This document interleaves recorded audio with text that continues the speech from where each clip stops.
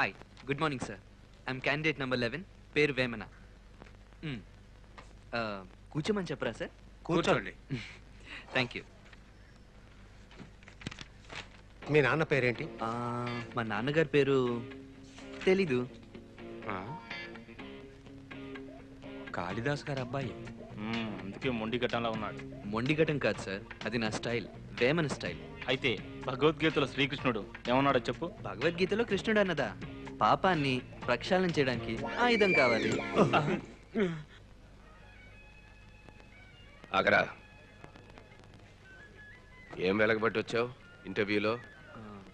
మీ పేరు అడిగారు, మర్యాదగా తెలీదని చెప్పాను. విన్నావా శకుంతల? సోడా బుడ్డి ఎందుకు పనికిరాని సోడా బుడ్డి. కాళిదాసు మీ పేరు చెప్తే మీకు నచ్చదంటారు, నా పేరు ఎక్కడ వాడుకోవద్దంటారు. కర్మ. కాళిదాసు కాదురా, కాళిదాసు. మీరు కరెక్ట్గానే చెప్తున్నారు. నాన్నగారి పేరు తప్పుగా ఉచ్చరించొచ్చా? పేరు తెచ్చేవారు బిడ్డలంటారు. వీడికి నా పేరు చెప్పడమే సరిగ్గా రాదు. సారీ మా, నాకు ఆ అక్షరం మాత్రమే సరిగా రావట్లేదు. అందుకనే ఈయన గారి పేరు కాళిదాసు అని మార్చుకోమను. కాళిదాసు స్టైల్ గానే ఉందిగా. నీకు లకారం పలకడం చేత కాకపోతే ఊళ్ళో అందరి పేరు మార్చుకోవాలా? మీ సౌకర్యం కోసం అమ్మ పేరు శకుంతల అని మార్చుకోలేదా? సోడా బుడ్డి. కాళిదాస్ గారు, సోడా బుడ్డి అన్నది పాపం కరివేపాకు లాంటిది. సోడా మొత్తం తాగేసి కాళీ బుడ్డిని మాత్రం అవతల పారేస్తారు. ఏంట్రా ఇది? అది కాదమ్మా, ఎన్ని సోడాలు తాగుతారు స్టేజ్ మీద. అది కానీ లేదనుకో ఒక్క మాట రాదు. తెలుగు అందమైన భాషరా. కాదన్నా, అది తప్పుగా మాట్లాడకూడదు. నాకు రాదే. అల్లు లకారం లకారం వీటిని సరిగ్గా ఉచ్చరించాలి. ఉచ్చారణ దోషం మహాపాపం. బా అద్భుతం. ఇది వేదాల్లో ఉందిరా. తెలిసినోళ్ళు ఆచరిస్తారు, నాకు తెలీదుగా. ఆ అక్షరం పలకలేని వాళ్ళని ఎంత మందిని చూపించమంటావు? నాన్న, విఘ్నేశ్వరుడి గుడికి వెళ్ళి విభూతి తెచ్చాను, ఇదిగో. అమ్మా, విభూది చిన్నదిగా పెట్టమ్మా. నుదురు ఫుట్బాల్ గ్రౌండ్ లా విశాలంగా కనిపించకూడదనే కొంతమంది ఓ తెగ పూసేసుకుంటారు. ఏయ్, వేళకోళంగా మాట్లాడకూడదు. ఈ రోజు నన్ను ఏ దేవుడు కాపాడతాడమ్మా? ఎవరి దగ్గరికి వెళ్ళాలి చెప్పు. సుబ్రహ్మణ్యేశ్వర స్వామిని మీటవు కాపాడతావు. ఆయన సుబ్రహ్మణ్యేశ్వరా దేవుడా. అబ్బా, 1 2 3 బెస్ట్ అమ్మా, బెస్ట్. అమ్మా కొడుకుల సెంటిమెంట్కి ఏం తక్కువ లేదు. అప్పుడప్పుడు పాకెట్ మనీ లంచంగా ఇచ్చి వాడి ప్రేమను కొనుక్కుంటున్నావు శకుంతల. ఏ అప్పుడప్పుడు మీరు కూడా లంచం ఇవ్వచ్చుగా. విన్నావటే, నన్ను లంచం ఇమ్మంటున్నాడు. నాన్న అంటే ఎవరో తెలుసా?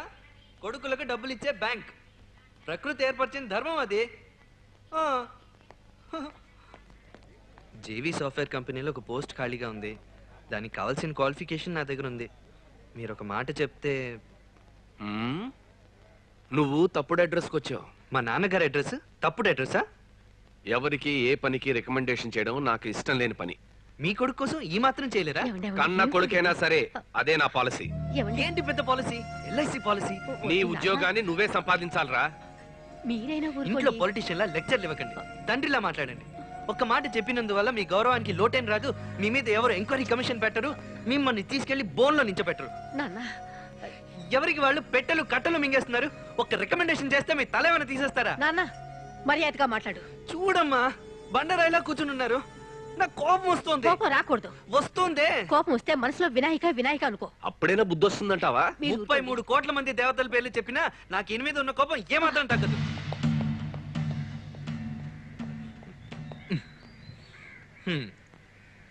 ఈయన గారికి మీరు ఇస్తున్నారు సెక్యూరిటీ, సరే.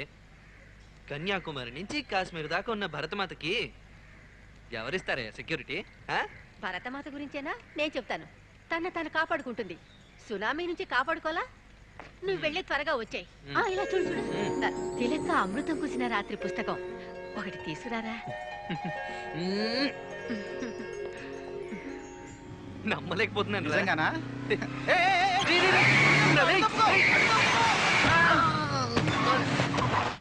చట్ట ప్రకారం ఏం చేయాలో అలా చేయండి సార్.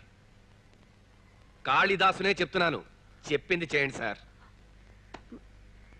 ఏమండి ఏమండి, ఎవరండి ఫోన్లో?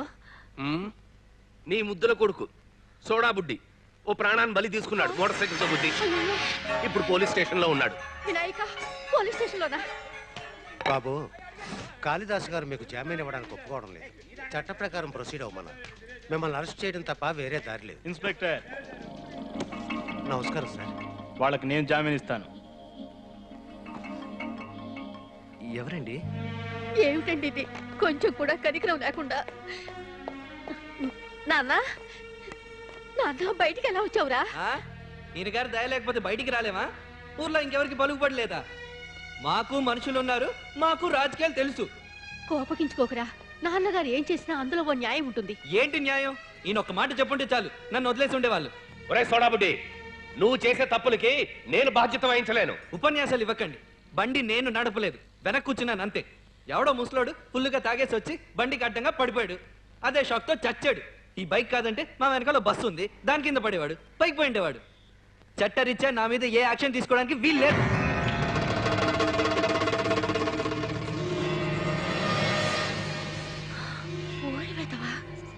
వస్తున్నాను, నీకు పని చెప్తాను. ఆగు శకుంతల. ఏమిటండి? వాడు మసిపూస్తున్నది గోడ మీదేగా, నా మొహం మీద కాదుగా.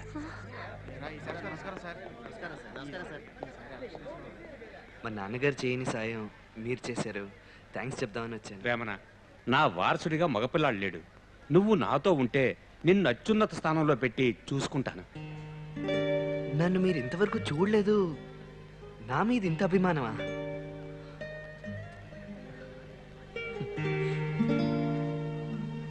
నేనేం చేయాలి చెప్పండి. స్వీట్ తీసుకురా.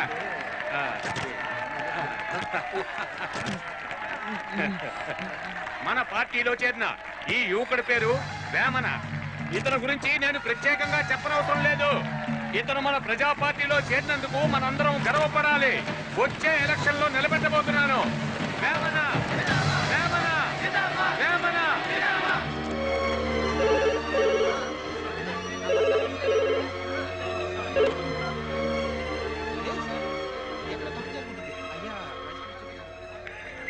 తర్వాత ఇంకో విషయం, కాళిదాసు గారి చేత రాజకీయ సన్యాసం చేయిస్తానని అవునా బాబు చెప్పాలనుకుంటున్నాడు.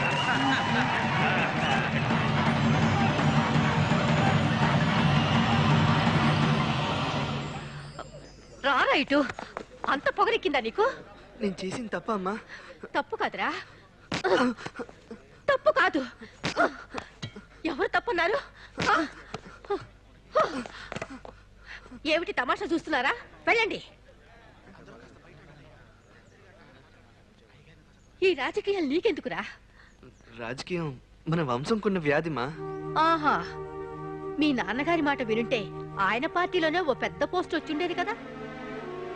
వారసుడు వారసత్వం అని అందరూ ఎక్కిరిస్తారమ్మా, అందుకే అవతల పార్టీలో చేరిపోయా. వెళ్ళు వెళ్ళు, ఎక్కడికైనా వెళ్ళి కాసేపు ఆగిరా. మీ నాన్నగారి కంట పడొద్దు. ఆగరా. ఇక నుంచి మన ఇద్దరం ఒకే ఇంట్లో ఉండడం మంచిది కాదు. ఇల్లు వదిలి వెంటనే వెళ్ళిపోరా అని చెప్తున్నారా? దొరగారు, నాకు చట్టం తెలుసు. తాత ఆస్తిలో మనవడికి భాగం ఉంది. గాజువాకలో ఉండే ఇంట్లో ఉండమంటున్నాను. ఇక మీదట అదే నీ ఇల్లు. ఇవిగో తాళాలు. రేపటి నుంచి ఏ దేవుడు నీకు పాకెట్ మనీ ఇవ్వడు. మీ నాన్నే నీకు ఇస్తాడు, నెలకోసారి.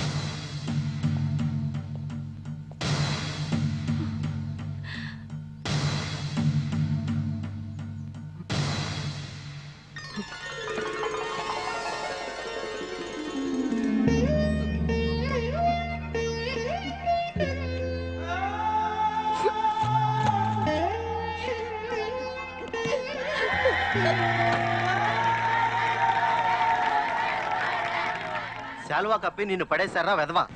రాజకీయాలకి మీ నాన్న రోల్ మోడల్ రా మూర్ఖుడా. పబ్లిక్ నీ మొహాన్ని ఉమ్మేస్తారా? తిట్టింది చాలరా, ఇప్పుడు నేనేం చేయాలి అది చెప్పండి. ఇప్పుడు నువ్వు మాట్లాడిన చూసే మాట్లాడపోయినా చూసే. నువ్వు ఒక పని చెయ్యి, సైలెంట్ గా ఏదో దేశానికి వెళ్ళిపో. అక్కడికి ఏ పార్టీ వాళ్ళు రారు, పత్రికల వాళ్ళు నీ వెంటపడి హింసించరు. ఏ దేశానికి వెళ్ళాలో నువ్వే నిర్ణయించుకో, ఎవరికి చెప్పకు. ఎక్కడికి నీ ప్రయాణం? శ్రీలంక వెళ్ళిపోతానమ్మా. అక్కడైతే ఎంట్రీ వీసా, వేరే ప్రాబ్లం ఉండదు. వెళుతున్నట్టు నాన్నగారితో చెప్పావా? వద్దమ్మా, నాన్నకు కూడా చెప్పొద్దు. నేను ఎక్కడున్నాను కొన్ని రోజులు ఎవ్వరికీ తెలియకూడదు. నాన్నగారికి తెలియకుండా వెళ్ళడం అంత మంచిది కాదురా. 2 నెలలే కదమ్మా, అప్పుడప్పుడు నేనే నీకు మాత్రం ఫోన్ చేస్తుంటాను. ప్రాబ్లం సాల్వ్ అయ్యాక నేనే తిరిగి వచ్చేస్తాను.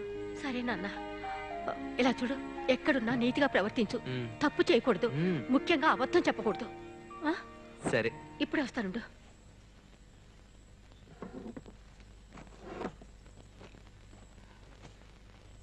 అబద్ధం చెప్పినప్పుడల్లా నువ్వు ఈ హుండీలో డబ్బులెయ్యాలి. ఏంటమ్మా ఇది? వెయ్యాల్సిందే. మ్మ్. అయితే ఇది నిండేని అబద్ధాలు చెప్పొచ్చు అనమాట. నువ్వు మళ్ళీ ఇంటికి వచ్చేసరికి హుండీలో డబ్బు లేకపోతే నేను చాలా సంతోషపడతాను. అమ్మా, నేను ఎప్పుడు ఫోన్ చేసినా ఈ హాల్లో ఉండే ఫోన్కే చేస్తాను. దీంట్లో అయితే ఎవరు చేస్తున్నారు, ఎక్కడి నుంచి చేస్తున్నారో తెలియదు. సరే సరే, నువ్వు ఇలా రా.